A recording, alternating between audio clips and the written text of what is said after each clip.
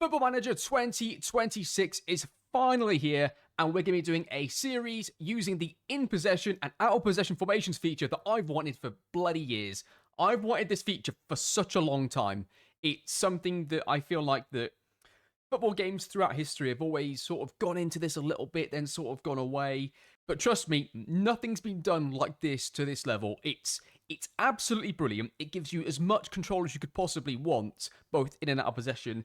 And what it allows you to do in its best form is it allows you to recreate your favourite managers or your favourite teams throughout history as close as you'd like to be able to do it. A quick introduction for those of you that have seen my channel here for the first time. My name's Jack. I work at a professional football club, coaching at an academy. I have a UEFA B licence. And I also work at Sports Interactive on the match engine in the match team. This is, I have to make this very, very clear, this is a personal channel. The things you see me do on my channel and any views that I give, they're my own views. They're the ways that I play the game, and I have to make that very clear. However, I, along with somebody else, was involved in the video to announce, I guess, this feature to you all, where we spoke about the in-possession, out-of-possession formations, how it's going to be implemented into the game, and why it was needed, basically. And if you want to go and see the video, I'm going to put a link in it. I'm not going to show it in the video because I need to try and keep this channel separate completely. This is the Cult of FM. Jack Serves and Sports Interactive did that interview, and I'll attach the video. You can go and see it for yourself if you haven't already, but I'm not going to go through it all here because I want to keep this. I want to keep it as separate as I can. For me, in particular, as somebody who has created pretty complex tactical concepts for teams that aren't even professional, like you can get quite complex with tactics without being anywhere near professional level. So that's just starting off there, let alone when you get to the professional levels. And I know so many of you have probably been sat there for years wanting to recreate your favourite manager's tactics, right? You've been wanting to recreate whether it's Pep 2008, 2009, maybe it's recently Pep again, maybe it's Arteta, Ancelotti, Simeone, whoever it is, right? Whenever you're recreating those tactics, you always feel like you've got a bit of a trade-off because they might do something slightly different in possession to out of possession, but you've sort of got to make a trade-off. You've got to pick one of the two and then try and work around the other. And it's always been a bit of an annoying thing. But now, with the way that we've done it, you've got complete freedom. And I'm so proud. Again, this is a personal channel. I don't want to talk about my actual job, but I'm proud as a fan. Forget the fact that I'm an employee. I'm proud as a fan that a football video game company or simulation has taken this tactical concept, given it to users, and given you complete freedom. I just think it's brilliant. It's exactly what you would be able to do if you were coaching a team. And I can ask my players to do whatever I want them to do, and they'll try to do it. If I ask them to do something where they're going to attack as a right winger and defend as a left back, probably going to fail, and hopefully it does in the game as well.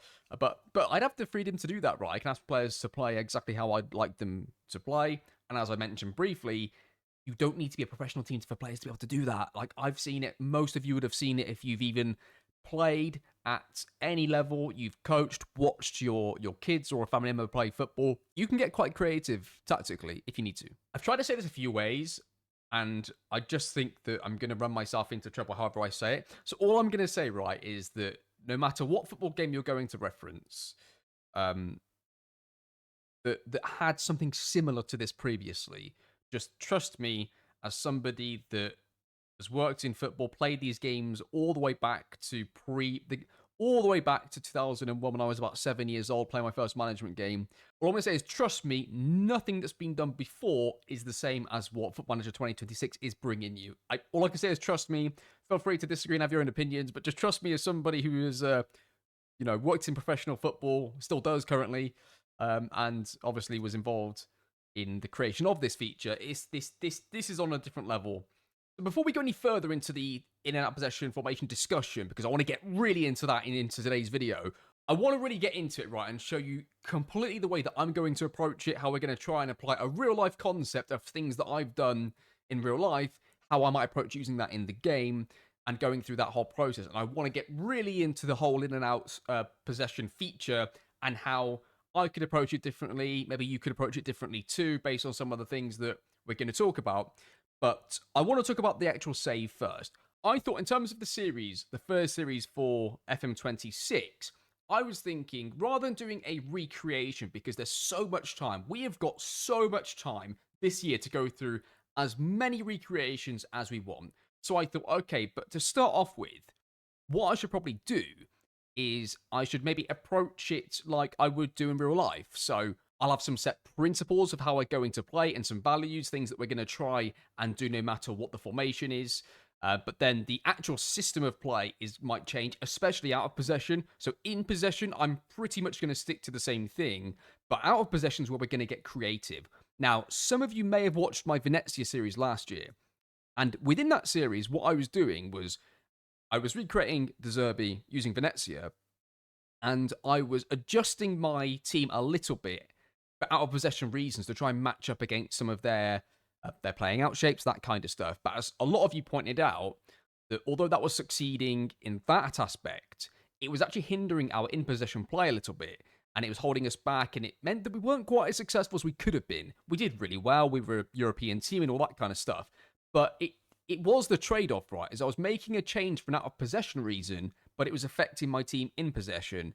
Now, with this feature, being the brilliant feature that it is, I can now make that change for an out-of-possession reason without it affecting my team in possession. So when I have my playing philosophy and my way of playing in possession, we don't have to change that. We can change just the out-of-possession parts of it without it having to affect what we do in possession. So that aspect of it, I just thought was a brilliant starting point. Let's do something that I did in real life. I had my B license a fair few years ago now, and it's one of the things we actually started to do on the B license, me and my coaching partner, who's a fantastic coach, by the way. And if you want to follow some coaching content on X, feel free to leave a comment and I'll send you the link to his profile. My coaching partner, and I say partner because he was my assistant, but he wasn't really my assistant. He was basically a mentor to me, and I was his assistant before. It's just the way things work sometimes in football. When we were approaching certain teams, our pressing traps in our out of possession structure worked fine. But then when we would play against certain other systems, it would completely break down and we'd be easy to play through. And I didn't really want to change how my team played in possession. I felt like we had a pretty good start point. We were pretty clear on how we wanted to play.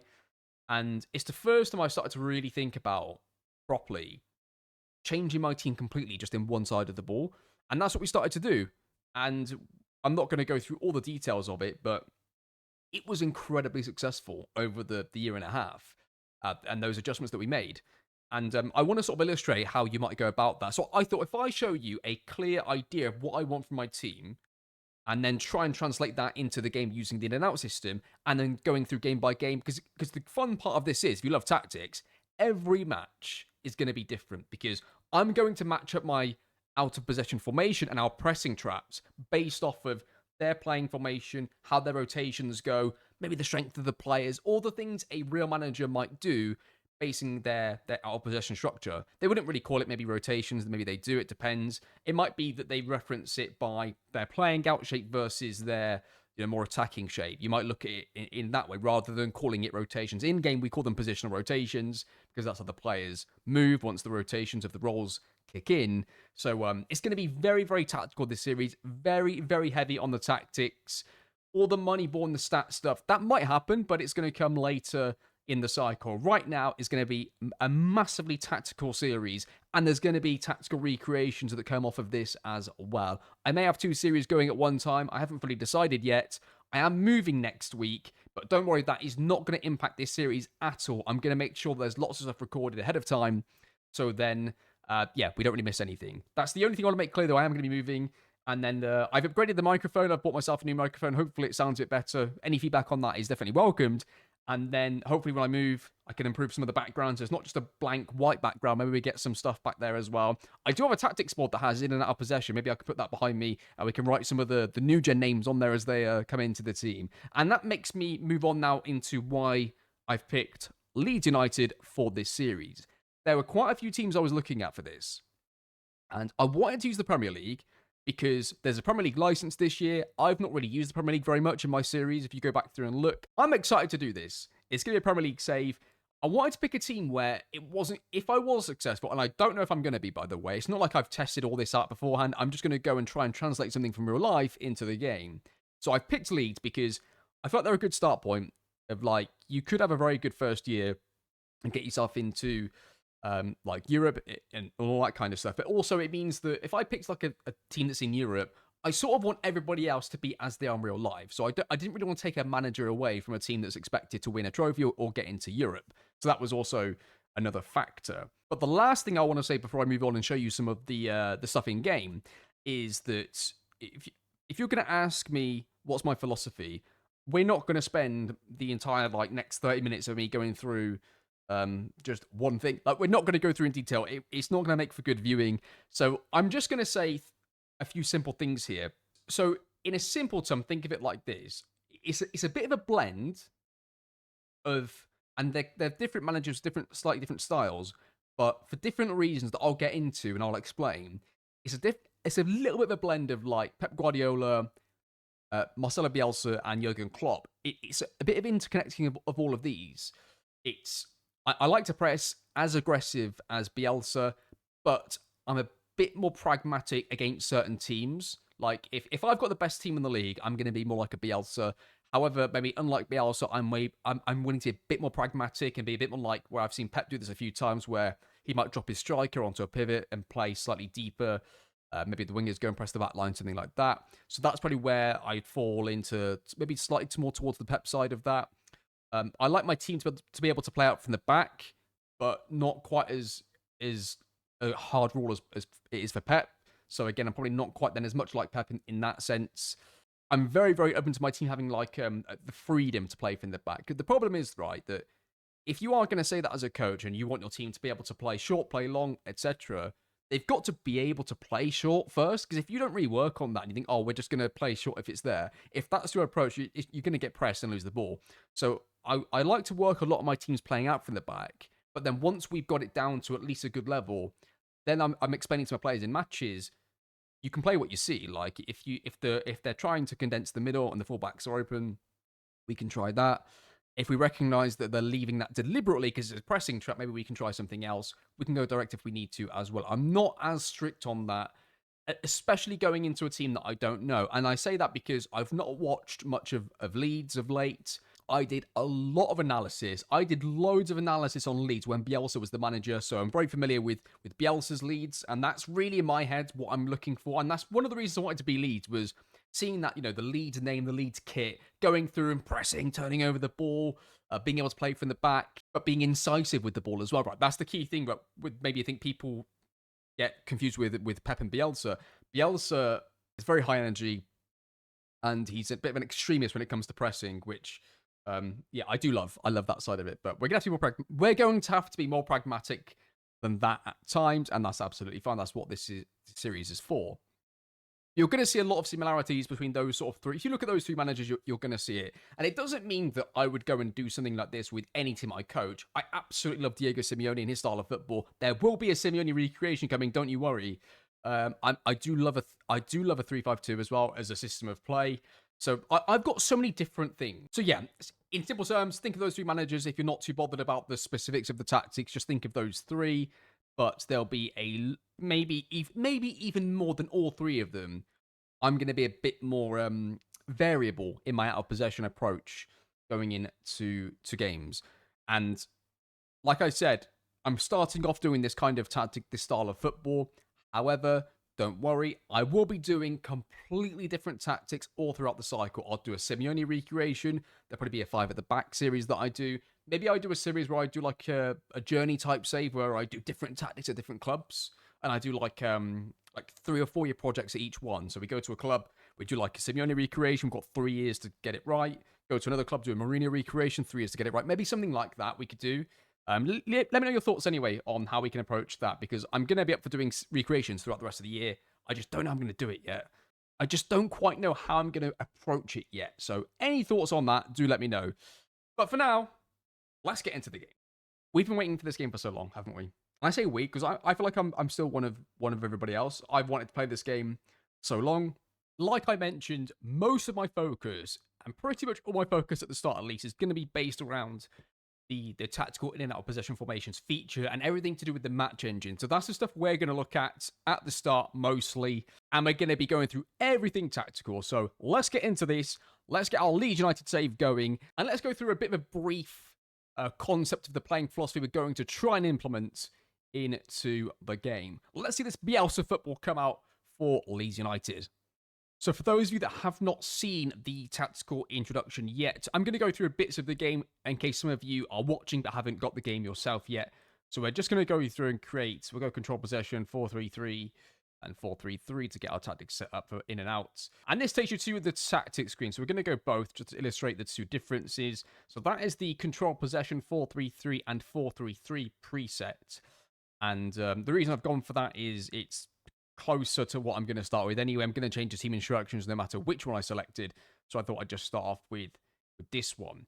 So that's how it's going to look. So what you're going to see, right, is largely this area here is going to change very, very rarely throughout, especially the first season. That's going to pretty much stay as it is. This relatively stay the same. I'm actually not covering any. There's a gap in the bottom right, so I'm not covering anything here. This is going to largely stay the same. This might change, but the thing that's going to change the most is not just the out of possession formation, but the roles too. Because it's not just about the position, it's about the roles. The roles are still so important, right? They're still so important in Football Manager. The way I look at this is it acts like it acts like a translator for the conversation with the player. For example, if I'm coaching my academy team, I'm not going to say, you're going to be a tracking winger today. But I might say to this winger, you need to make sure your priority is that you need to get back and support the fullback and make sure you get 2v1 because they've got a really strong player that side. And maybe that's part of his individual learning plan. Maybe he's being asked to specifically work on that. Or maybe it's just that's the theme for that week is that in that block of training, maybe it's 4 weeks of defending or it's like maybe 2 weeks of defending. Maybe within this area at academy level, this would be is that he's being asked to do that. But that's how you would phrase it, right? But you can't have a verbal one-to-one conversation with the player. So that essentially is how I would look at this, is more of a... And that's just my opinion again. That's just how I would look at it. Look at it like a translation of the conversation between you and the player of how you're asking them to play. Now, players can't always do what you ask them to do. Sometimes some players have just got tendencies and things they like to do, which they're going to just do even by accident. Like, as soon as they get put under pressure, they just revert back to what they naturally do. And some players just don't want to do what you've asked them to do. So some players may not get back as quick because they just don't have the work rate, they don't have the stamina. There could be multiple reasons, right, why. They think that actually they're in a better off position just staying higher and being on the counter. It could be anything, right? It could be so many different things that it could be. But yeah, that's how I view this anyway. So look at the position. The way I'd look at this, right, is your starting formations, because people are going to see this and go, wow, that if you aren't really into tactics, it's like, wow, that's a lot of information. Think of this as your starting formations. So look at the in possession one as when your team has a goal kick, where do you want your players to start? And then maybe look at the out of possession one when their team has a goal kick, where do you want your players to start? That's probably a good starting point of how you'd look at it. So in possession, all of the player roles rotate forwards or sideways, with the exception of the halfback, of course, but let's just ignore that. I'm not going to use this. Actually, I might use this role because... No, I probably won't. Except the halfback, but largely it's going to be all sideways and forwards. With the out of possession, you get roles that go backwards, like a tracking winger, but we also have roles that go forwards, like a pressing role. So we get a bit more of a variety of dropping, like of dropping DM, that's going to go backwards. But anyway, we're getting a bit ahead of ourselves here. So we're going to look at this as our starting positions. So you think that, okay, that's well and good, Jack. And do the rotations from 24 still apply? Yes, they do. And then I can hear you saying, okay, so am I supposed to remember all this information? How am I supposed to do that? Don't worry, there is a trick to it. And many of you would have seen this before in some of the posts on X and in the videos. There is now something called the visualizer. So we're going to go team instructions, we'll go to in possession. So this is going to show you your in possession formations in each third, essentially, right? So think of it as defensive third, middle third, attacking third, and then left, center, right of each one. So pretty much how a lot of people might break the game down. Obviously, Pep has his different zones and pitches, but to keep it simple, we've got 9 zones, and that's more than enough to illustrate what's going to happen. So what it's going to do here, it's going to show you where your players are going to be roughly, and I can't stress the word roughly enough because it's not exact. Football isn't exact, right? Roughly where they're going to be, depending on when the ball is in that area. So you can see my players are moving here, and it changes off of player role. So let's see here, I've got 2 players here at fullback, right? So Goodmanson, I'm going to go and change him to let's just go wing back, right? So let's just go to Goodmanson's, well, who it's saying is Goodmanson is the left back, so he's changed to wing back now. So now, as you can see, in the same exact area, Goodmanson is now well out the way. It's now more like diamond shape that we're building from in this scenario here. But again, if I go back and change this to a inside wing back, put it in the same area, you can now see it's a 3-2. So we go from a diamond to a 3-2 sort of difference, depending on the player role I've got selected. So what this does, it sort of shows you, when you've got your roles set, how it's going to combine and sort of look, again, roughly in those scenarios, right? I think that sometimes what you'll see, a lot of people that, I guess, Twitter analysts who don't really coach and haven't really coached, they're great at reactive analysis. Oh, well, if this team would have done that, that would have been solved. And what is this manager doing? If he'd have done this, it would have been fine. I would have done this and it would have worked. And I think that's all well and good, right? That's great.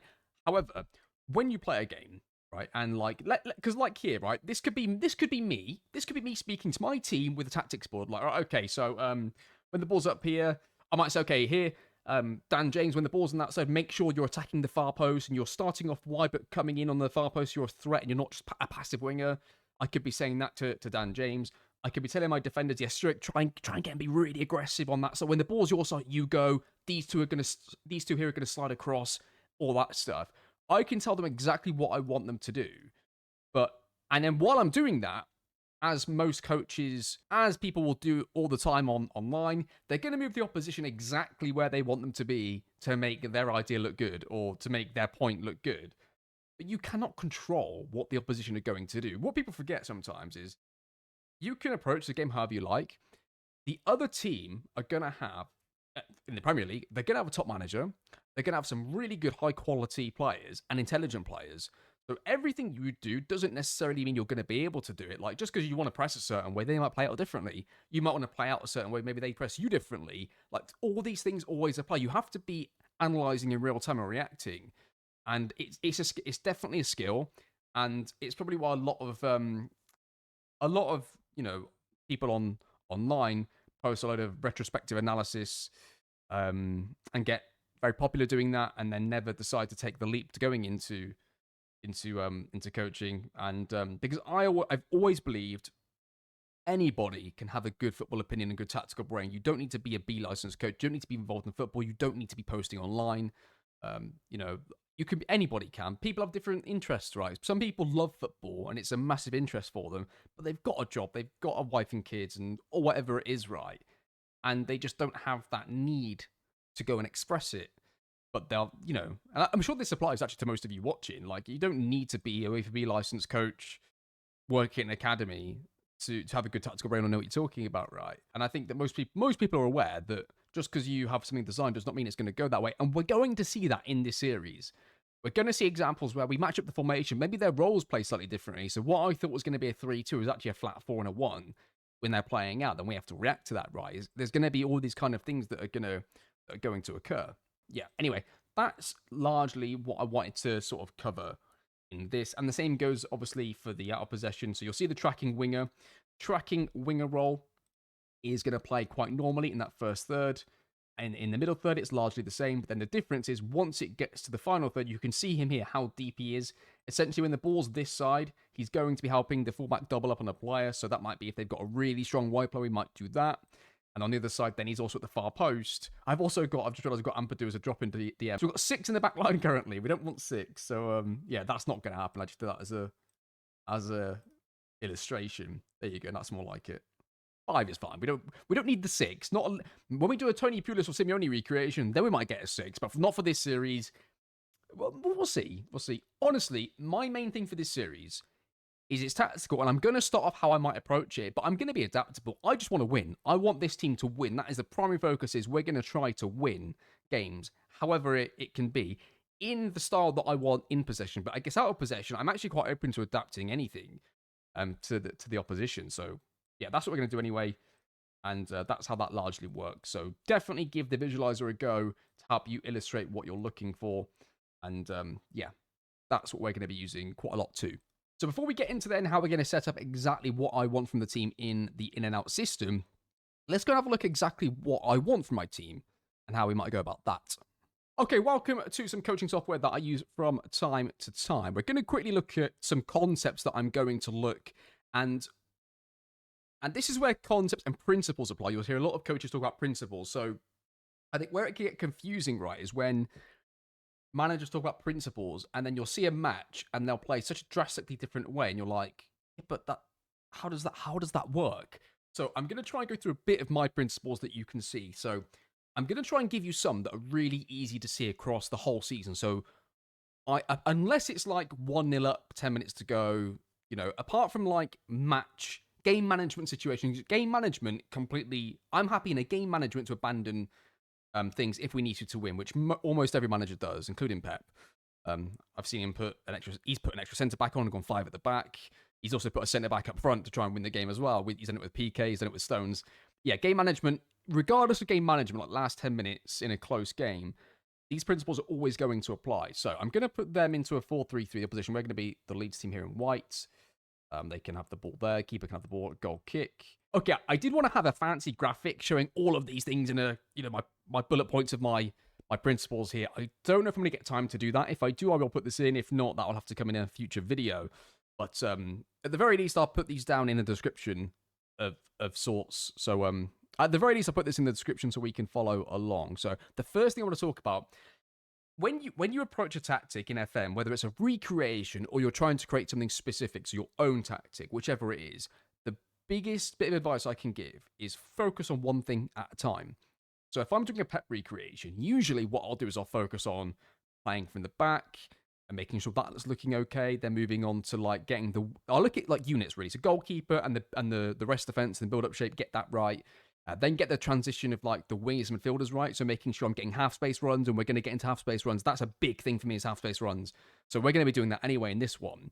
And how the wide, because you need to get a good combination of wide player role and central midfield player role to make sure that comes out correctly. And then look at the striker is the last thing I'll do. And then out of possession would always be the last thing after that. At least in 24, that's how I'd approach it, because I couldn't really do anything in out of possession the way that I would, in real life, because I could do the in and out stuff in real life. That's how I would have approached it in 24. So with this being said, the first thing I want to get completely right is making sure our pressing structure is correct. It's one of the first things that Pep did with his Barcelona team in 2008-9 in the preseason. One of the first things he worked on was actually his pressing shape rather than playing out from the back. But he did do that, of course, as well as Victor Valdez said in the Take the Ball, Pass the Ball documentary, I believe it was. Good documentary, that. Right. We're going to start off then with our 4-3-3. So the first problem, right, is I'm going to start them off in a natural shape against us. So the most natural formation we've got is a 4-2-3-1. So what I mean by natural is that you've got the striker occupying the 2 centre-backs. Ignore the goalkeeper for now. Striker deals with 2 players. Everybody else has got literally 1 player to focus on, except for the centre-backs who are basically a +1. So we've got 2 versus 1 at the back here. Everybody else is essentially man for man, right, if you look at it that way. So this is the easiest thing for us to look at. Now, in my philosophy, I like to press the back line with 2 players. The reason is that when you're playing against very possession-heavy teams, if they've got 2 centre-backs and the goalkeeper's a good playing player here, 1 against 3 is quite tough, and I don't want my team to have to needlessly watch the team play football, basically. We're going to go for it. A quick story about this. On my B license, I adjusted my playing philosophy midway through the course. Because we were I took over one of the weaker teams in our league, like conventional wisdom suggests, okay, mid-block, low block, reduce the chances, play a bit more on the counter, all that kind of stuff. We were doing that. We were doing pretty well with it, but we were still losing games or drawing games, and inevitably, if you defend in front of your own goal long enough, somebody slips, a deflected shot goes in, a long-distance shot goes straight in. One of those things happens, and I had a couple of suggestions to me by some pretty high-level coaches, one of which was just go 5-5-0. The team is too bad for the level of football to do it. And I was like, bollocks to that. What we're going to do is we're just going to go for it. We're going to go and press really aggressively. And I studied Bielsa, Klopp, and Pep and thought, which way is the best to be aggressive, but be aggressive in the safest way possible? So I want us to be chaotic and press, but how can we structure it? And the solution I came up with basically was this. And this was before the pressing changes at goal kicks came in. It was the season before that, I think, or the season before. So players back then had to start outside the area. Now they don't. So he's going to play the ball across here. And there's a really important thing is the striker makes the play predictable. This is a really important part, right? So if the striker starts dead center, they can go either side, right? This goalkeeper can play to the right, he can go to the left, doesn't really make a difference. I want him to make it predictable, so he's just going to offset here. Now, the goalkeeper is very unlikely to try and play it to... He's just going to play it to the open player. Very likely in this scenario. Striker offsets. That tells the rest of the team the ball's going that way, right? I've just got an arrow there. The ball's going... We know the ball's going to be going this way, so the team knows it's going to go this direction here. So as we know that, when the ball gets played, the striker's going to come around and cut. The striker's job is make it predictable and then stop the retain. Very, very clear instructions. Make it predictable, stop the retain so he goes around. Okay. The problem is, if the wide player this side is too high, it allows for two things. One, a pass straight through here is on. That's a problem. He could travel with it as well. And also, we want to force them into a trap here. So what we actually want is, I don't want this winger to be high because it prevents the ball to the fullback. So what I actually want here is if the striker offsets there, as soon as he offsets, this wide player knows he's going to drop. And he's just going to let the fullback be completely free. Right? So the ball goes here.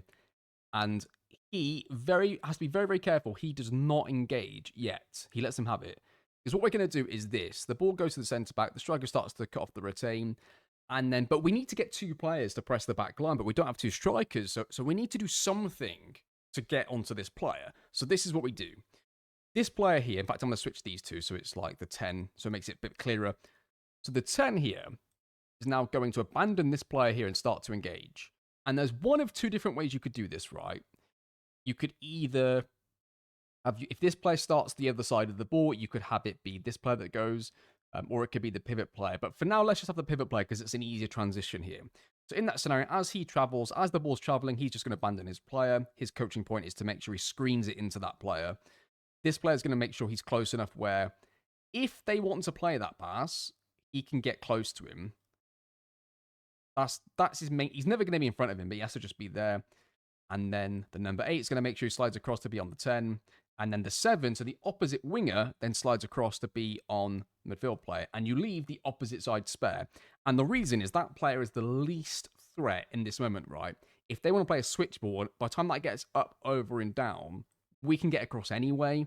And in the event they do that and get out once or twice, I'm absolutely certain that if they do it once or twice, any more than that, eventually they're going to mess it up. Either the pass is going to be underhit, overhit, and the risk for them is huge on this, and the reward is quite small, because by the time they do switch it, my team is, not only are they going to be able to get over, but they know this is the backup plan anyway. They already know that that's the panic station, sort of, like, make sure you get back across and compact back to the weak side, as it'd be called. Yeah, and essentially, what do you notice about this, right? What do you notice? We've gone from a 4-3-3, and now what is it? It's basically a 4-4-2.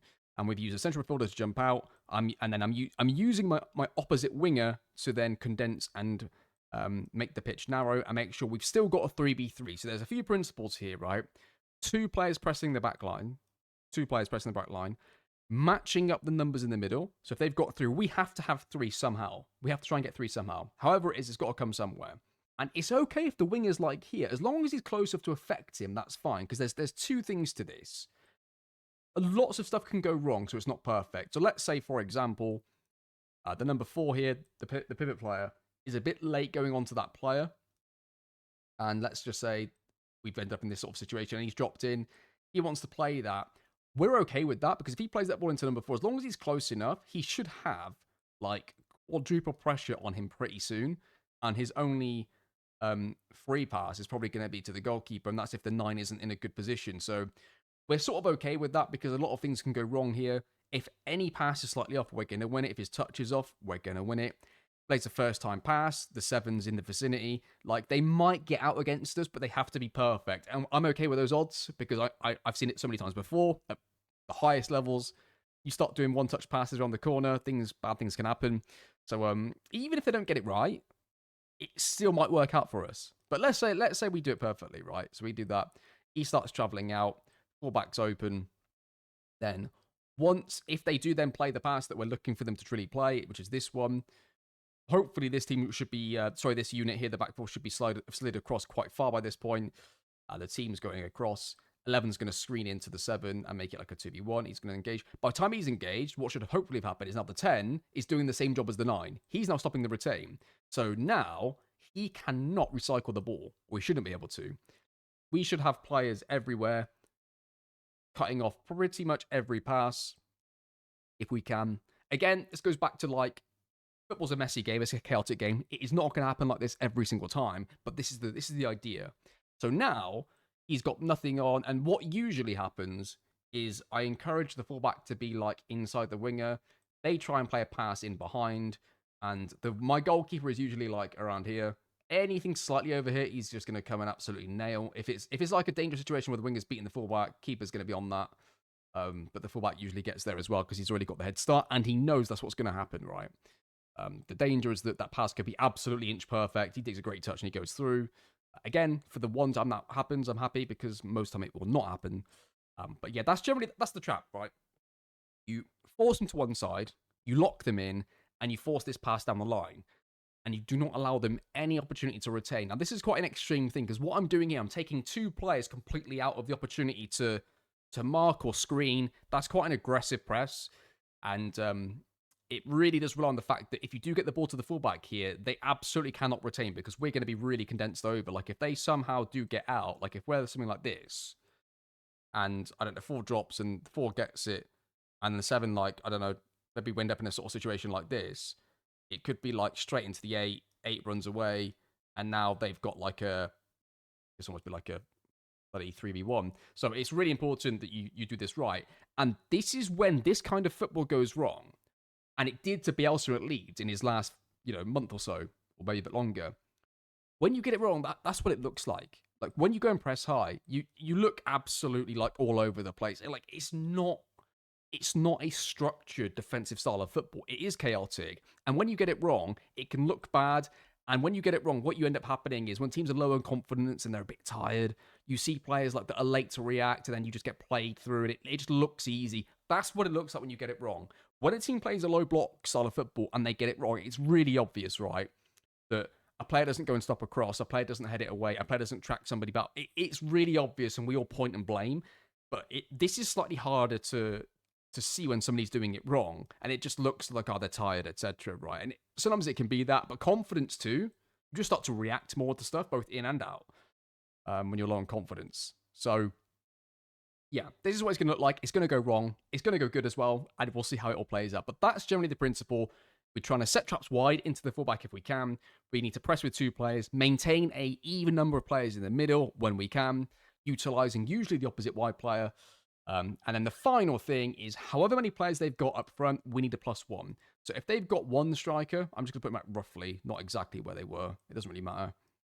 If they've got 1 up front, 2 centre-backs is fine. Ideally, you want somebody screening.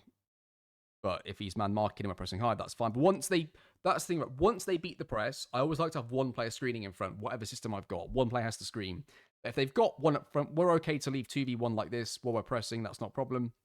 If they go with 2, if they're playing like a 4-4-2 type shape here, that's a 2v2. That is not acceptable. So there's 1 of 2 ways to get around this. Either I literally put somebody in the back line to make it 3v2 behind, or it can be a 2 versus 2, then 1 in front, but he has to be then really screening in front. So this would be a dropping DM or a screening DM, but I can't have him go and get involved in all this stuff over here. So that means we need to be more creative with our press. But this is also important. There might be some systems we come up against where I cannot do all 3 of these things, and that's the only time where I'll start to make some trade-offs, right? But then I have to pick which one it is. If it's a really weak team, I might just go, well, sod it, we'll go 2v2. Maybe out of possession, I make him like a wide centre-back, because now we have in and out, that's what we can do, right? Maybe he goes wide centre-back, so it's a 3v2, and I'm leaving the opposite winger, like, completely free, and obviously if they break, he's going to have to go and maybe he's like a stopping wide centre-back, so he's quite aggressive if the ball ends up over here. So when the ball's being, so when they're building the attack, we've got 3v2, but then once they break the attack, it becomes essentially like a traditional back 4. These are all the concepts we can now do because of this feature. I cannot stress to you how much I bloody love this feature and how much you really should too. I really hope you do love this feature because I think it's brilliant. Oh, before I forget, there's one thing actually that I think is probably the most basic but useful bit of this whole feature. I've gone through none of the information is going to be any different, but it's quite specific. So one problem you run into, right, if any of you coach and you have like a very set way you're going to press and play, like if we came up against a 4-2-3-1, there was no problem at all. Like It matched up perfectly. If they played the same formation as me when they were in possession, you end up with a problem here because you've essentially got one player spare, and you can drop your striker on them, but that's quite a conservative approach for how we played. So one of my pro licensed tutors on my course, what he was talking about with his team, and I ended up doing the same thing. We would happen to both be doing the same approach to this. If we come up against this, what we're both doing was the striker would still do the same job. However, what you would do is essentially change your formation just out of possession. So instead of it being 4-3-3 in and out, it now becomes a straight like 4-2-3-1 out of possession. And the only thing that's changed is all you're doing is matching up the formation in midfield, right? You're matching up the shape in midfield. So that is something you want to watch out for. Whenever I play against a 4-3-3, we're going to instantly do this. We're always going to match up. So we have 2 pivots and a 10. Exactly how, like whether it's 2 DMs and a centre mid, whether it's 2 DMs and a cam, whether it's 2 centre mids and a cam, however they're actually positioned doesn't really matter. But the concept is it's going to be, the unit is going to change. The unit is now 2 DMs connected to 1 CM or AMC rather than the single pivot with the 2 in front. So yeah, that's very, very important is that all the time I'm going to be doing throughout the whole series. Whatever formation is, midfield 3 is going to get matched up in the opposite way. So if it's 4-3-3, we go 4-2-3-1. If it's 4-2-3-1, we say 4-3-3.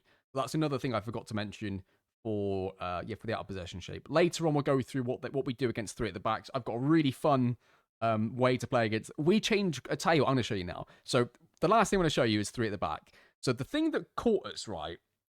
I want to show this now because I've gone through enough, and it's going to take up already a bit of the video. So we'll go through it now because this is fun.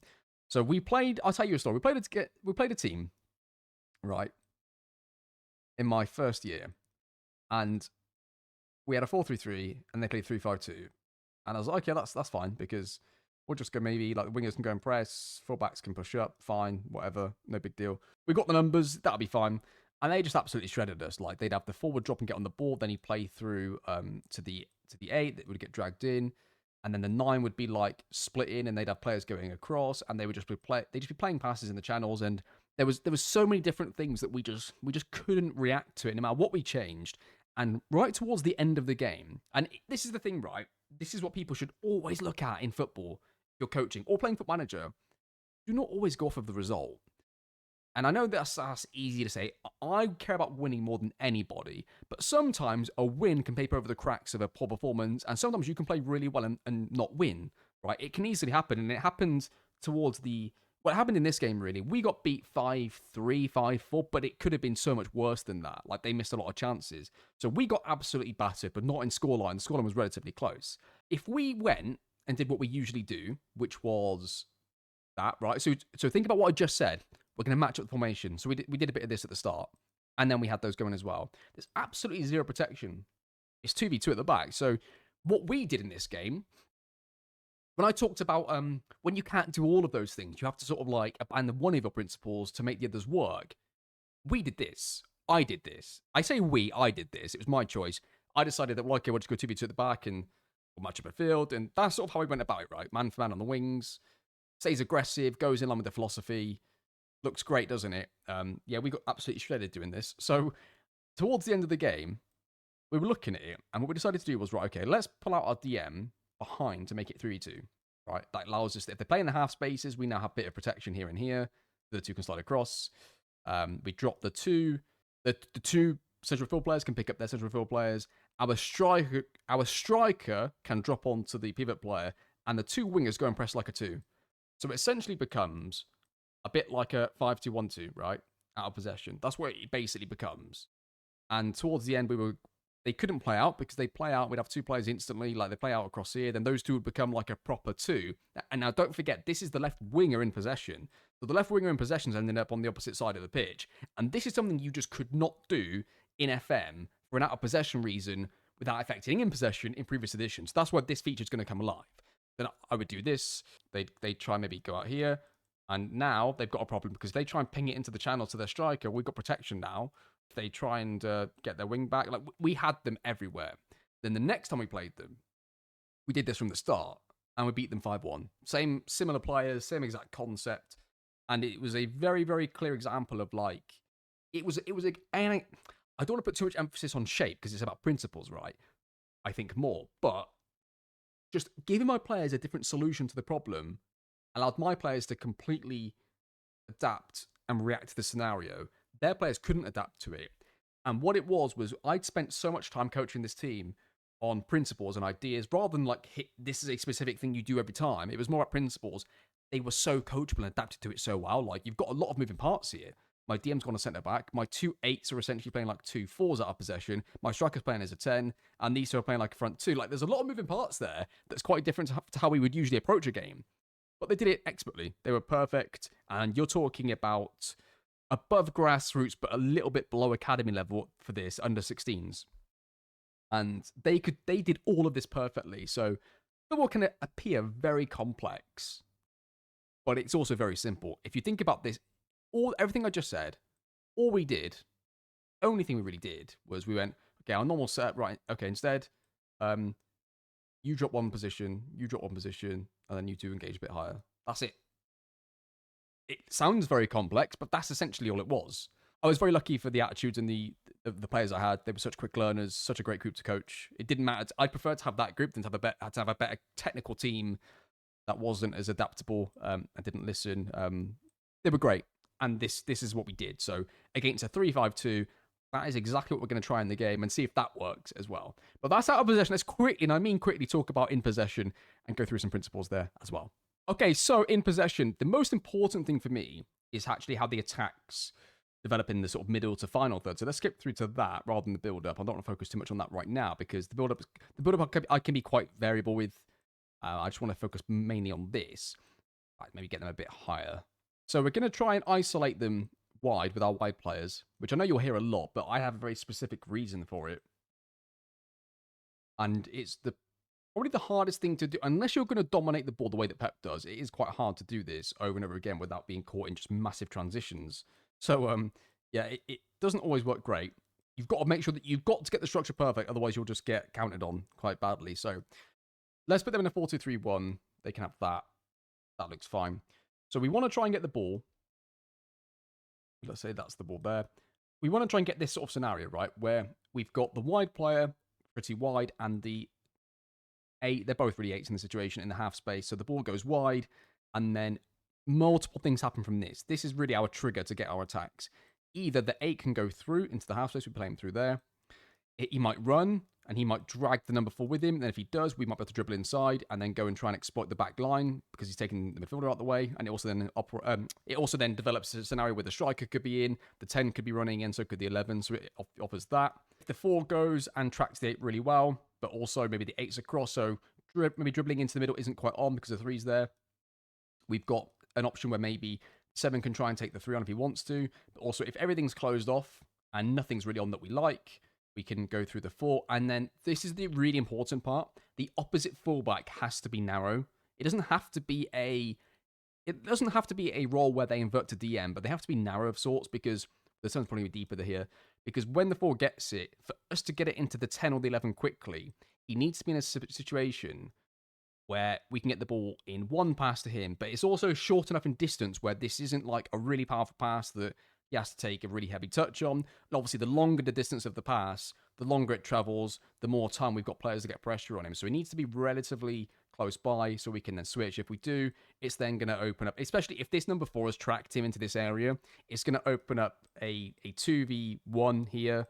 Like if he goes in here and makes it really compact, which he probably should in this type of scenario, my 10 can pull out wide, and we've got a 2v1 here. If he's well, we can go straight through to the striker, and we get players running off. So we've got a lot of scenarios, all based off of this one trigger. Get the ball wide, and we start from there. That's the really important thing. So because of that, we're going to be playing a 4-3-3 type shape, and I say type because it might be asymmetric a bit. I might have one number 10 higher than the other. I might have a wide player higher than the other. It just depends. So we can use the 8 to go through. We can use the 8 to then run inside. That's 2 solutions. It might be that the 4 drops early, and if he does, then what can happen then is we could try and get the 8 on the ball. Then he can now turn and drive at the back line, and if he gets pressure, then the 7's going to be looking to be a threat. And then when the 7's a threat, I need my number 2 to be the option then to go wide and restart the whole process again. So because it might be that we go in, we drive everybody in here, and the 7 goes in, and he's offside, doesn't get the ball, then it might be a ball into the number 2. And now we've just got the same exact scenario again, right? Where now maybe the 7 actually gets back onside, the 2's now going to drive inside, and now, we've just got players everywhere. So forget the left and right, because it's going to be based on the players. Like, if I've got a really good left-footed left back who's attacking and goes forward, I'm probably going to use that side to be the more like attacking, less. I'm going to say wide and narrow, because there's not always going to be those kind of roles. Like, it's not always going to be an inside or playmaking wing back, but I might use then him to be the wide one, and the other one to be the narrow one. In real life, it would be whatever side the ball's on, right? But in the game, I can't really do that very well.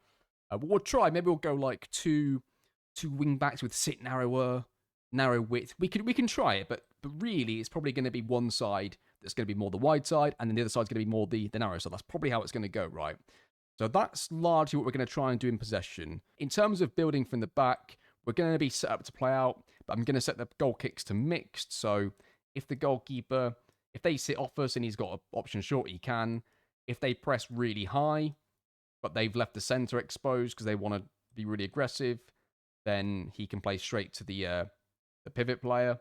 If they do everything and they just block off every single player, so it's a bit like one of these situations, you can just go long straight into the 9. Like my 9, for this to work right, you need 2 things. You need centre backs who aren't going to be calamitous on the ball, and you need a striker that can be somewhat of a threat. He doesn't need to be massive. I just can't really have a 5'7" striker because it takes this out of the equation, really. So if I've got like a really good striker who's small, I'm probably going to play them wide, because they can play in my system like that. For this exact system, we're going to use a bigger striker, and because Leeds have that anyway, and Dominic Calvert-Lewin, we're going to probably try and base it around that kind of profile of striker.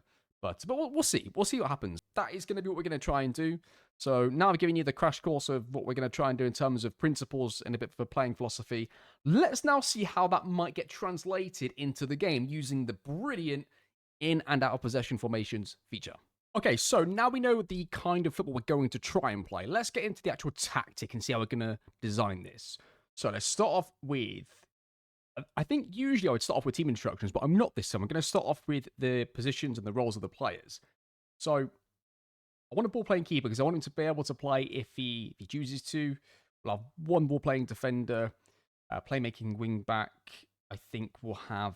I'm not going to go through the entire squad, and the reason is mainly this. I want this video to go out today, right? I don't want to do all this stuff about tactics, etc., and not have a match at the end of the video. So we're going to get into a match at the end of the video. But to trade off with that, I'm going to have to probably cut out the staff incomings and outgoings. That's going to be... I'm not going to show that in the video. I'll show you who I signed at the end before we played the match, but that's it. I'm not going to show you all the transfer negotiations. I'm just going to go through with you the squad after it's all done, essentially. So we'll go to like the first game of the season. I'll show you all the transfer business that I've done in and out, and we'll go through the squad then for the profile of players. So it doesn't really matter which side is which, because I'm going to buy players anyway. But for argument's sake right now, let's just say the playmaking back is going to be the one that goes narrow, so he's going to end up being here when the ball is on the right side. I'm going to probably keep a fullback, so we'll go playmaking wing back, it doesn't really matter, to be honest with you, but I'll go playmaking wing back for now. The pivot player is going to just be a defensive midfield player, the 2-8, so if we've got the fullback this side, we're going to probably want let's go attacking midfielder. So the attacking midfielder is going to rotate into the AMC position post rotations. On a wide forward, yeah, let's go with...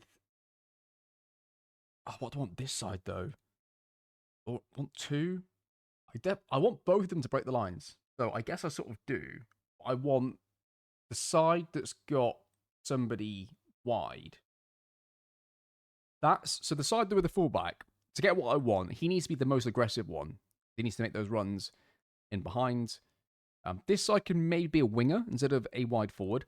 Another thing to be careful of, in this Football Manager, inside forwards and inside wingers, along with the playmaker winger, they all rotate into AMC. So you'll be very careful when you choose those roles. I'm going to choose a winger, but the winger, for example, if you go to player instructions, it's pretty vanilla. Like, in fact, is there anything hard locked on this? I don't think there is. So you can create this however you like. So it says winger, but if you want him to dribble less, you can. Like, think of it, instead of thinking of the word winger, think of it as wide player, essentially, right? Just wide player. Same for inside forward, really, as well. We're going to have a wide forward on the right, and I think we're attacking midfielder. We could maybe then go winger with attacking midfielder really high. So on this side, because there's going to be no width behind on this side at all, he's going to go into DM. We're not going to get a chance. If he goes in behind, we're not going to have a chance to rotate over here. Because we'll have the pivot player, but he might be quite narrow. It's hard to tell. So I think balance-wise, we'll go the AMC on the left side will be the, I guess, more attacking one. Really at the start point, once the rotations kick in, it's going to be the same. It's more about when they're in these like positions here, and we're building up the attack. It's more. It doesn't really say it here. It says they're both in the same position, but because the right AMC, because the left AMC is the more attacking one, he's going to be slightly higher in certain moments. And then he goes more aggressive here as well. So you can see, I guess, here, although Okafor's not very wide, but I've not done team instructions yet. That'll affect it in a second. So we've got the centre forward, I think. It is generic, isn't it? It means it can be whatever you want it to be, the centre forward. I'm not going to do player instructions right now. I will show you before the match, but I'm not going to go through them with you just now because I just want to get through the core tactic. So the in possession will go with that. So that's going to be our base in possession formation. The base our possession formation is going to be this as well. It's going to be quite orthodox. I'm going to probably set... Like, this is going to be the variable one, so this is going to change from game to game. I know I do want a sweeper keeper in case they want to go and get it. So, I don't know what side we're going to force it each game. It depends who we're playing against, right? Like, for example, playing against City, maybe I don't want to force it to John Stones. So, it depends on the team. But for now, let's do it the way that I had it in the tactics board. So, we're going to have the striker offset to the right. I don't want my winger to be high, do I? Now, don't forget, a tracking winger isn't really going to change much in their third. So, making him a tracking winger will not help what I want from my wide player. So, what I'm going to have to do here instead is actually drop him to the wide midfielder. Now, if we look at this here. So, the right-sided wide player is a winger. The left-sided player is a left midfielder. And you can just see the difference here. Although this is from open play, this isn't at a goal kick. And it's currently set to a mid-block, potentially. I'm not actually too sure what the settings are on this. I've not looked at it yet, but you can just see the difference anyway. So a little bit of a difference you can see between the two. So he should be in theory dropping slightly more off, but we'll take a close look at that as it progresses. And then for the midfielders, I can either make him a central midfielder as a pressing central midfield player, or I can make him an attacking midfielder as a tracker, because that means he'll start really high, but then once the press is beaten, he'll become a central midfield player essentially. So this is one of those scenarios where I really get what I want either way here. So it doesn't really matter which round I do it. Because he's offset completely, I am tempted to have him as an AMC and then have him track rather than start deep and go high. I think that's the way that we'll go. Then this player, how these two react to the other players is going to be tough. Like, it might mean that it's going to look like a complete mess, but it's going to be what I basically asked for, right? Where if it's on this side, he's going to go and press wide, but then he's sort of the opposite wide player is now going to tuck in and pick up any central midfield players. Like, he'll pick up a pivot here, he'll pick up a central midfield player if he needs to. And it might be that we end up with something a bit like that at times. But for now, I'm going to have him be here because he needs to start high. He needs to make sure he's preventing any ball to the wide player to start off with. And yeah, we'll go with that for now, and we'll see how that goes. Okay, team instructions. Let's have a look. Let's start off with out, because we started off with out one in the tactics board. So high press is what we're definitely going to have. We're going to go, I think, higher. Do we want? If we're going to be aggressive, let's go much higher for now. We're going to be absolutely relentless. We're going to get stuck in, are we? We'll get stuck in. Get in there, lads. I mean, that's what I asked my team to do, so we'll do it. Cross engagement. So do we want to invite crosses or stop crosses? I don't really care about that one. I didn't mean to do that. Yeah, that's fine. The pressing trap is important, though. This is important. We want to trap outside, because that means that the wide players are going to start off more narrow and force them outside. That's what we want, especially for that wide player coming in and being the extra midfield player. We're going to need a bit of that. So pass directness is short. So this is where we're not really like a Pep style team. We want it to be a bit more chaotic, a bit more a bit more penetration in the attack. So shorter passing, higher, maybe much higher tempo, because Bielsa's teams do like to move around quickly. Time wasting can stay as that. We're going to counter. We're going to be, because we want fullback to be. So team width in players, this is where you get into a sort of situation here. I want the wide players to be wide, but I want the fullback to be narrow without and I mean the actual fullback, not the playmaking wingback, but the fullback. The best way to do it, I think, is probably to go narrow, make him narrow on top of that, and then set the wide players to stay wide. I think that will give me the best balance of what I'm looking for. Keyboarding play is fine. Creative freedom, yeah, be more creative, expressive. We're going to have a bit of that. Play through the press, I guess. Do we...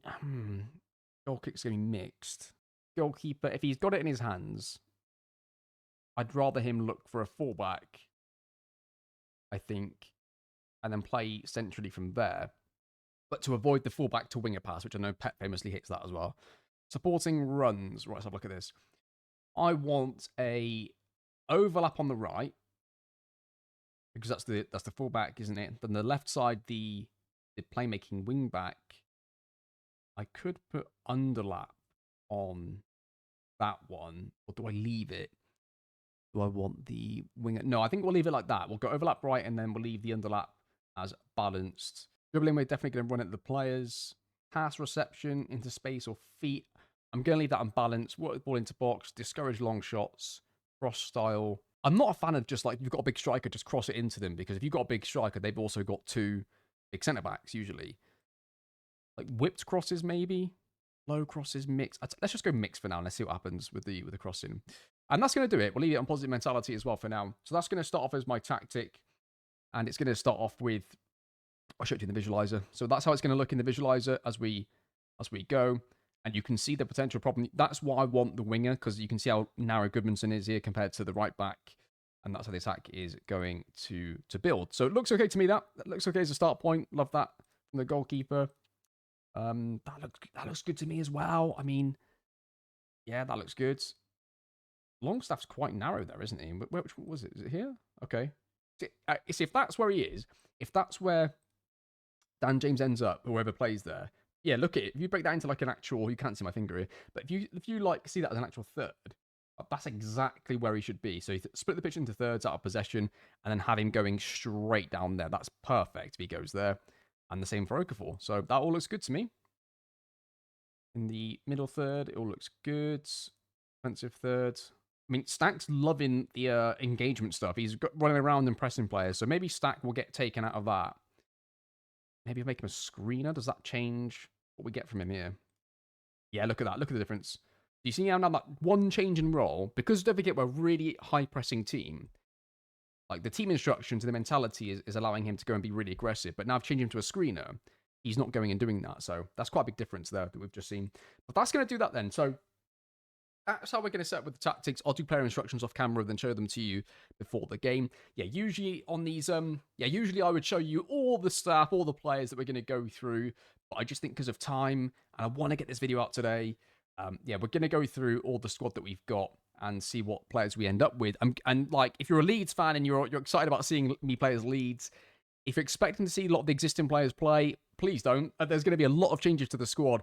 I'm going to buy players that fit the profile of my tactic, and I'm going to base all of my judgments off of their attributes, right? So in real life, there might be a player or two that might fit what I want to do, but if their attributes aren't really perfect for what I want, and sometimes they might be perfect, but they're worth loads of money, and I might just be selling them because it's worth selling them and bringing in 2 players rather than keep them. So there's lots of different reasons why I might sell a player. And it's got nothing to do with what I believe in them in real life. It's completely based off of the game, what I'm trying to do, and all that stuff, right? So, yeah, please no negative comments about my transfer decisions. I'm aggressive with transfers. And the way I look at it is like this, right? We're going to play this brand new... We're going to play this style of football. And we can either slowly build on it year on year in terms of the squad, or we can just go bang in 1 year. And I think going bang in 1 year is the way to go, because we're not in Europe anyway. If we end up falling just short of Europe, that's fine. It's the first season. And in terms of expectations, that's really it for me, is how can we get into Europe is the first question. And if not, how close can we get? And thirdly, the third option is stay outside of a relegation fight. If we end up in a relegation fight, then it's not gone the way it should have done. And we need to address why, basically. We're going to try and stay away from that as much as we can. And let's see how this goes. I'm excited for this. I'm so excited to be back making videos. And it's going to be something I'll be doing all throughout the year. Do I want to show you? I'm going to assume you've either played the game or you've seen some of the other stuff that's in the game. So That's why I'm really focusing on the tactics. I can go through a lot of the other areas of the game in future videos within this series. I just think for this first one, we're going to get straight into it. Training's going to be left to the assistant. He can do all that. In terms of the tactics, I'll probably recreate this 3 times. I'll have like a defensive version of the tactic, like for the last 10, like a game management defensive version, a game management attacking version, and this will be the base default, and I can just move players around each game for like where they're going to go. The bookmarks, I'm going to do this off camera too. So the only thing I'm going to point out here, having your bookmarks set up in the way that you play the game is really, really, I'd say important, but it's really going to improve your experience playing the game if you have it set up correctly. So you get given potentially 12 options. It gives you a few to default. Basically, all it does is it's going to list them here, and you have one click, and it will take you to the exact page that you've set it up to be. I have it set a certain way for myself, so I'm going to change all this in a second, and I'll show you how I've got it set up. And if you keep doing it the same way, it becomes very, very familiar then, right? You know which one is going to be the first team squad and the transfers and all that kind of stuff, right? So I'm going to do that now off of camera. But yeah, okay, let's get into this and let's see how we do in our first game of the season. Let's see what transfers we can do and players we can bring in. Okay, so I've done all the transfers, got through all of that, got the staff in and staff out. I haven't got much time left really to record if I want to get the video out today, so I'm going to have to quickly try and get through the staff. I'm just going to show you the screen. In fact, let's just do that now. I'll show you the staff that I brought in. So yeah, that is my coaching staff. As you can see here, some familiar names to you, some fresh ones as well. We're not going to go through that today. We can go through that at a different time. It doesn't really matter right now, but that is your staff. And then players in. I've only brought a few in, but they're pretty good. So those are the transfers. So I have brought in 5 players so far with 1 more still to go. We have brought in Arthur, who is a right back. As you can see there, looks pretty decent. We need a right back really for the team, so he comes in as a right back. Paulo Henrique comes in as well as the other right backs. We have 2 right backs. He's going to be the more overlapping. You can see the profiles here, right? He's your overlapping type fullback, and then Arthur's more of the one that's going to sit in the middle as the sort of like playmaking back. Martinelli, but not Gabriel Martinelli, comes in as a central midfield player. He's a good player that can play as the pivot, but can play slightly further forward too. He's probably not going to be the out-and-out 10 that starts. He's going to be the other one, so he's going to probably be on the right-hand side. He can play as an emergency defensive midfield player if we need him to. We probably won't need him to because we've got some pretty good players in the pivot position. Then Tommaso Baldanzi is going to come in and be our number 10 on that left-hand side. So a nice little balance of Martinelli and Baldanzi there if we need to select them together. But they're 2 good players, 2 different profiles of players that we need. He could play wide, but he's not really going to. And then lastly, Thomas Chori. Thomas comes in to be a backup striker. Yeah, I know he's 30 years old, right? And I spent like 7 or 8 million on him. He's brilliant. He's got great off the ball. He's unbelievable in the air. 6'6", 18 jumper reach, 19 strength, and 17 heading. He looks all right to me. I don't know. Like, I don't care that he's 30 years old. It's only a 1-year deal for us, really. Like, he's got whatever his contract is. He ain't going to see out that contract. So, sorry, Thomas, but we might have deceived you a bit here. We are not going to be keeping him for 3 years, just for the 1, and you can go on and be great somewhere else afterwards. But he's our backup striker for Dominic Calvert-Lewin, which will be interesting to see how he develops, really. Well, not develops. Oh, that's the wrong word. Not how he develops. Let's see how he performs going through for the rest of the season.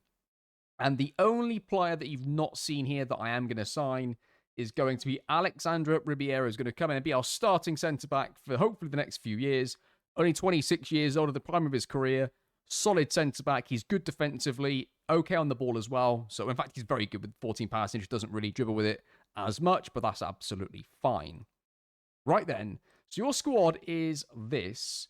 I didn't go through the original squad, did I? So, we can go through. We've got, we'll go strikers backwards. We've got Chori. We've got Dominic Calvert-Lewin as well. We've got a couple of wide players here. Gnonto's going to... Oh, he's injured. I didn't realise he was injured. Well, that's not a great start. Dan James, I did try to sell him, but nobody wanted to buy him for the price I was asking for. We've got some good midfield players here. We've still got Goodmanson as the left back. I think he's going to be pretty good as an attacking one with the 15 dribbling, 16 acceleration. He's going to be quite an effective one. Anton Stack is a brilliant defensive midfield player. That is some brilliant attributes right there. So I'm happy with that. We've already got 4 centre-backs, right? We've got Bijol here, who looks like an absolute unit. Joe Rondon, who is like... He's a bit of an in-between, isn't he? He's not that bad on the ball at all. He's pretty quick for a centre-back. In fact, he's really quick for a centre-back. And he's strong and good in the air too. And then we've got another absolute unit as well. We've got 4 like centre-backs. We've got 3 centre-backs there that can all do the business 2 goalkeepers for now. I'm going to try and bring in a goalkeeper, by the way. Everybody from the original Leeds team that you don't see here, I'm not going to be using for this season. I'm going to try and sell. Either they're already gone, as you would have seen a second ago, they're on the transfer list, or they're going to be gone at some point later in the season. So this is going to be your team for now, with a few more players to come. I still want to bring in a wide player. Like, I'm not even going to count Dan James. I'm counting really, we've got 2, maybe 3 wide players. We need at least 1 top-level wide player. And we need probably, we've got a centre-back coming. So let's say wide player, centre-back, we've already got that sorted. Goalkeeper, maybe a second left-back as well. That's probably what we're going to do. And maybe another number 10 to replace Baldanzi if he's got any issues. But apart from that, that is going to be your squad. We have got Everton first. Pre-season's pretty good. We won every single game. So the back four is going to be Arthur. We're definitely going to go with Rondon. We're going to have to probably go... How bad is his injury, actually? That is not great. In fact, Anton Stack might have to play centre-back for this one. And then we're going to go with Goodmanson left-back. That then leaves us with... Yeah, Gruev is fine as the pivot player. That then allows us to play... I guess Martinelli's going to play from the start. Is he fit enough to play? Yeah, he's fine. Martinelli's fine. Then Baldanzi plays as the 10. I guess Dan James is going to have to start the game, isn't he? And then, yeah, just looking at the squad again. Unless I want to play Dominic Calvert-Lewin on the wing, which I don't really want to do. I need my number 9, get up there, Dominic. You know, get involved in the play, son. Get yourself in there. Paulo Henrique, can he play right wing? He's very quick. He can play. I tell you what, Paulo. Welcome to the Premier League, mate. You get yourself in there. Okay, so that is going to be your starting team for this match. We're going to see how things go and see exactly how Everton set up. If you click on match day and it takes you to the overview screen, you do get this little message here that tells you their expected or most used formation, 4-2-3-1. That's going to be their in-possession formation. That fits for us. That is the good fit in terms of, like, if they play that formation, we've already got a natural matchup for that. So we shouldn't need to make too many adjustments for this first match. At least off the start anyway, but obviously things are going to change. I'm excited for this. Let's see how we do. Interesting to see how we can get our philosophy out in this match, playing against Everton.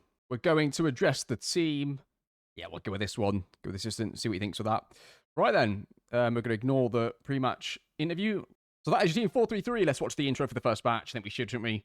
4-2-3-1 for them. So the prediction was completely correct. Not much pace on the wings, I don't think, from them, which is interesting. Yeah, that was pretty quick, so we didn't get a chance to see much of that, but we didn't need to anyway. First game of the season, here we go. I'm looking forward to this. I'm really excited to see our system play out. I mean, if things go well early on, we might not actually have to do too much in this game, like in terms of making tweaks. Like, it's going to be a tactical series, but this first match, we might get away with it being at home, and the fact the opposition are going to play a very natural opposition formation against us. We're going to start off on the tactical cam and on full match highlights just to see how things match up. I want to see the rotations if they have any. So if the ball's at this point, if they've got nobody going into defensive midfield now, so they've got the right back and the left back, if these two aren't going in now, that they aren't obviously using an inside wing back or an inside or a playmaking wing back for that matter. So we're not doing any rotations. We can just go back and review the system already. So we've got 2 natural players there. Yeah, I think we're all right, you know. We're going to force them over. I think this should work quite well against them in theory. Yeah, I guess it's not really the ideal first match in some ways. I'd love them to be like playing a really complex system. We have to keep making tactical tweaks. It's really just going to be but I've already sort of explained what we're going to do right with the tactics board. So it's more of a case of like, let's just see if it works, because it's yeah, I'm going to go straight to comprehensive here. I don't need to see too much, I don't think. So he was going to play short into Baldanzi. Okay, that's fine. I don't mind him to come in and help him, essentially making a bit of a double pivot for us to get on the ball and play out. But then he becomes a attacking player, and that's a great tactical foul from Martin. He's got away with it as well. Well done, referee. We love that. Goodmanson's going to get it. He's going to play it into the white. No, he's going to disregard that and go straight into Martinelli, who is in a bit of space. Baldanzi's there. We've got the... So let's see if we can occupy... I meant isolate. See if we can isolate them 1v1. Okay, Dan James. Dan James gets it. So what we need to see here is we need to see him making these runs here. So we're going to see if he does it. He does it late. Okay, so it was better late than never, as they always say. But, you know, he did do it. We almost got them what we wanted. It's a good start. It's going to take them a little time to get used to the tactical familiarity. There's a lot of players that are going to be changing, both in and out of the team. There's going to be a lot of that going on. So we need to be careful of that. Also, I haven't really got the complete profile of players that I'd like. I don't mind Dan James off the bench, but like starting on the left, especially on the right side, he'd be fine. On the left side, he's going to do a lot of he's going to be doing a lot of through balls, and that's not really his game. His game is getting at players, being attacking, aggressive, and direct. Paulo Henrique is going to whip in across the Dominic Cavallini. He goes up with that. Oh, he almost gets his whole team. He almost gets the goal. Stays 0-0. Okay, so they're not even... Okay, so the other thing is, not only does their system match up well to ours, they're not even trying to play out from the back, so we're not even going to get a chance to see our pressing system because they're not even trying to play out, which is, I guess that's fine for us. We'll just go with it. Dan James goes, sorry, he's got a score. He's got a score. He's hit it straight at the keeper. All right. Cheers, Dan. Yeah, look at this. They're not even trying to play out. Pickford's got it. He's going to just absolutely send it as far as he can. And it's going to be Alcaraz, apparently. He better win that run, good lad. Martinelli into Baldanzi. Baldanzi's got players running off him. He's got the striker. He's going to play it out to Dan James, who's going to run at him, Dan. Run at him. 1v1. Go on. Now it's 2v1. You took too long. And now you got fouled. Just book him, ref. We are dominating possession. It said 67% to us before this highlight started. I've dropped it down to extended because, yeah, there's not going to be too much... There's just, I mean, in possession, there's going to be a lot of stuff to look at, but out of possession, the pressing traps and stuff, there isn't. So we're looking really at this scenario here. So if he's going to occupy the pivot player, Dan, you've got a choice here, right? We can either, I mean, it's 4 versus 1, Dan, so you can either go on the outside and take those two out the equation, or you can go back to our left back and he can play into here. Oh, we can get an overload here. So let's see what he does. He's going to take the player on the outside, and apparently, oh dear, okay. Well, at least it wasn't our player that went down. Free kick is whipped in towards the far post. It's going to go up, and it's going to be headed away to Dan James on the edge of the area. He's going to play it into Goodmanson. Goodmanson has players on the left. He goes back to Dan James, shoots from distance, and oh, he's at the post, and it's going to be cleared away. That was actually, I was pretty close to that. I was a bit surprised that got all the way through and troubled the keeper, but it did. Martelli plays it out to Paulo Henrique. He's got 1v1. He's going to go past the player. He's got a potential player at the far post if he can beat. Oh, he's giving it away. He's trying to save on too many players there, and Everton regain possession. And then Paulo Henrique has absolutely nailed him and taken a free kick. Don't book him. You didn't book him, did you, in the corner? Come on. Don't book him. Getting towards the quarter of an hour mark here, as Everton are going to bring potentially an attack on us. I don't like the position of my right back there. Who is my right back there? Arthur. That was absolutely, well, not great. They've clipped in a cross towards the far post. Goodmanson wins it. They're going to get the ball back, though. Some ambitious pressing from my left winger there. They're going to cross it towards the far post. Dwight McNeil gets it. He's absolutely smashed it. And I don't know if the keeper saved it if that hit the woodwork. But we do get the ball away. Now we're going to try and spring a counter here, are we? Dan James is going to get it and try and play back in. It's a nice little back heel to Goodmanson. We need him to be a threat here. Go on then, Dan. Get on it. Can we try and find the ball to the left side forward? Go on, Baldanzi. Baldanzi, move. Move for it. Run for it. Where's he going? What has he got, actually, Baldanzi? I haven't shown you the player instructions. I might go through that in the next episode.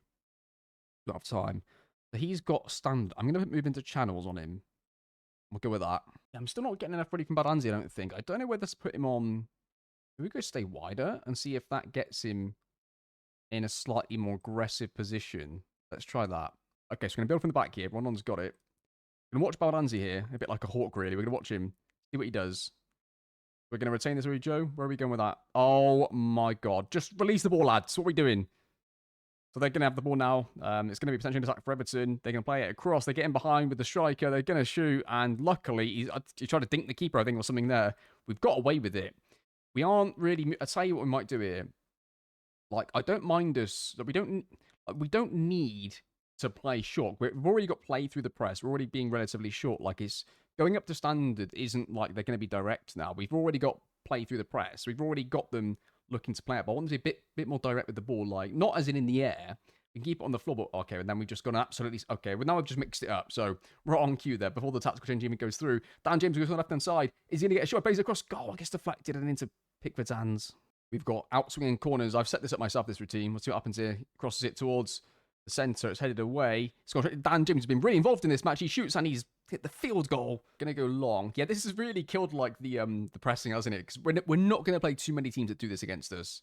I wouldn't expect. But Baldanzi gets it. He's gonna look and play it back to Joe Rondon, who's gonna hopefully not dribble with this and lose it. Good places to Arthur. Arthur gets it and plays it into Paulo Henrique, who's gonna beat the player. It's just disgraceful. Referee, how many fouls are they gonna commit before you book somebody? What's going on? And where's my midfielder? Are we going to help him out 1v1? We're not. Goodmanson's been absolutely done. They go through, they shoot. It's been blocked. It comes out again. It's towards the far post, headed away. And that was very, very close and dangerous. We're going to bring a counter here. Paulo Henrique is Calvert-Lewin. If he sees it... No, he didn't see it. Okay, we're going to say... Dig in. I'm not liking the help with the fullback over here. We're going to go with a bit of that. So we're going to mix it up on this side. Because they're playing long, we don't need to set this trap quite as much, do we, then? If they're going to play long, we're going to protect against the two pivot players slightly better. We're going to go with one in the middle. We'll go pretty standard because we'll protect the team as much as we can. Got two centre-backs against the striker. We've got the pivot on the number 10, but I wanted to follow him if he goes and moves around a bit. So we'll make him a DM, like an actual DM. If he's a screener, he's really just going to sit here the whole time on it. And because they've got a 10 that's floating around and they're playing direct, I think him going to that is probably better for us. I think this looks slightly better. If they're going to play long ball football, we'll ask the defensive line to drop off a bit as well on the behaviour there. We'll look at in terms of in possession, I'm going to make Baldanzi a channel midfielder and see what we can do with that. I've just gone to attacking mentality as well. And instantly we've got a corner, or a corner highlight anyway. Gone to attacking mentality, is whipped in towards the near post. It's going to be headed away. It's going to go straight out, so hopefully not Dan James. It's gone to Dan James, and he's going to beat the player. He's going to go through, plays it. What an assist by Dan James. I believed in him from the second he got the ball. Well done, Dan. Brilliant stuff. And Dominic Calvert-Lewin scores against his former club. 1-0. It was just written for Dan James. The whole set piece was designed this way. It was play it short, whip it round to the side, let Dan take a player on 1v1, which he's obviously really good at, and then play it across for the goal. Just as long as he doesn't shoot, I guess, is the thing. I should probably put replays on as well for the... In fact, let's go back and watch this again. I'll put the replays on for the next side. But yeah, it goes back here. It goes straight to Dan James, who's going to put a little bit of magic on this. See you later, lads. Goes through, great ball in, and that is going to be a 1-0. By the way, just to show you this, I think at halftime I had about 0.78 XG. It was slightly higher than Everton's. So you can see in the second half just how much of a jump this is from our tactical changes and changing to the attacking mentality. We are really dominating them now. We don't need to set up our pressing trap if they're not going to play out, because there's no trap to set. They're not going to play into one, you know, and that's fine. And like, they've not created anything since we've done this, by the way. Dan James into Baldanzi, who's in a pretty more aggressive position there, isn't he? Back to Paulo Henrique, who gets it, plays it across. I don't know what he's doing there. And they're going to clear it straight into Stack, who's going to get on this. So I just realised Stack taking that free kick early. He's actually the centre-back, and he's going all the way at the pitch here. What's he doing? Just play in the box now. Here we go. Dan James. Oh, I guess blocked. It's going to be a corner. Yeah, I mean, the commentary is right here. They are really struggling against us here. It's going to be another corner. They've got every single player back. I think they were leaving somebody up before. So it gets whipped in towards the near post this time. It's headed away. It's going to go out to Dan James again, who's just everywhere in this match. He shoots from distance. Oh, he's at the bar as well. He's having a great game all of a sudden. He is quite tired, though. He might have to come off. Stack is going to get it. He plays out to Arthur. Arthur 1v1. He's going to play it straight into... Well, I mean, like, the less said about that, the better, let's be honest. Okay, so Calvert-Lewin can play on the wing, and Dan James is struggling. So I'm going to change it to wide forward. I'm going to put him out on the left, and we're going to put Chori up front. I'm going to bring on Longstaff for Martinelli as well. There is a highlight here. It could be for them. They're starting off with the ball. They're going to build the attack. But we get in there. Baldanzi wins it into Thomas Chori. Chori now with the not much agility and dribbling. He's just he's our powerhouse centre. What a ball that is into Baldanzi, who's going to go through. He's surely got to go through and score as Baldanzi shoots and he scores and it's 2-0 to Leeds. What a performance! It's not quite the tactical battle I was hoping for, but do you know what? If it's not going to be a tactical battle, I hope we bloody win, and we have. It looks like, and it's going to be 2-0. Let's watch this again. This is a brilliant pass into Baldanzi, who I mean. The centre-back apparently doesn't want to cover his teammate. He's just going to leave. Well, he's getting occupied, isn't he, by our number 8, who's gone through. It's caused a bit of problems, and that is going to be 2-0. They've created nothing in the second half, by the way. Like, that's the first case of us making a tactical adjustment. Not in the way and not in the depth that I was hoping for, but it was still an adjustment that's worked perfectly. Like, if I was to go back and show you the XG at halftime, I think they're on about 0.75, so that's worked almost perfectly. That's going to be 2-0. Well done, lads. Good win. And that is your league table after the first game of the season. Leeds up there in the top 4. Good start. Yeah, like I said, it wasn't quite the tactical battle I was hoping for in this series. But you know what? There was a lot of information in this episode anyway. There's loads of stuff we went through. And it's all going to set us up better when we go into the future matches and, yeah, future episodes. But I'm going to call it there. I know I'd like to go and recap and look back at the match a bit more in this episode. But I really do need to get this edited so I can get this all out to you today. It's going to be late, I think, but I'm gonna try anyway. As long as it's not too late, I'm gonna make sure it goes up today. But yeah, like, I do these videos for fun. Like, it's never gonna be. It's not a career for me. You know, I'm a football coach and I have my own job anyway. I do this for people that are like me, that play the game. So I hope that you enjoyed this. I hope you enjoyed this series. I hope you enjoyed this episode in particular. We didn't get a chance to see all the stuff come out. We saw a little bit of us tweaking it, trying to get the half-space runs a bit more from Baldanzi. So maybe in the next episode, it's going to be a case of he becomes a channel midfielder, and it might be a case of tweaking one or two things in the player roles. But that was a really good start from the team. We had a good possession. We finished on 63% possession. It dropped a little bit once we went more aggressive with the ball, but I think those changes worked. So I think for the next episode, we'll keep everything the same except for... what did I do? We're going to go up to standard, I think. And we'll leave it on positive for now, positive mentality, and everything else can pretty much stay the same. And we did go to drop off more, but that was against them specifically. So we'll see how that goes for the next game. But that is going to do the first episode. I'm so pleased to be back. I'm so happy that this concept is in the game. It is brilliant. I'm so bloody excited for it. I can't wait to share with you all the tactical ideas I've got. All of the recreations I've ever thought of doing, I can now do properly.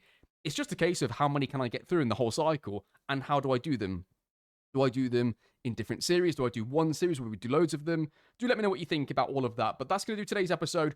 Football Manager 2026 is here, and for me, the best feature I've ever seen in a football game in and out possession formations is here. We're going to have a great series with this. We're going to have loads of fun, and I hope to see every single one of you for the next episode where we'll go through, have a better tactical challenge. In fact, who do we play in the next matches? It's the same as real life, right? But I can't remember who they played. Oh, so we've got Arsenal away next. There you go. What a brilliant match to go into. So that's going to be a really good challenge. We're definitely going to see the pressing traps and all things we spoke about in that game. And yeah, we'll see what we can do against them away at the Emirates. If we somehow win that game, all of a sudden, all bets are off for what is possible with us doing this season. Because we follow up with 2 home games. Not both in the league, but they are 2 home games. But that's going to do it. Thank you so much for watching. I hope you're all enjoying this series. And I'll see you all, of course, next time.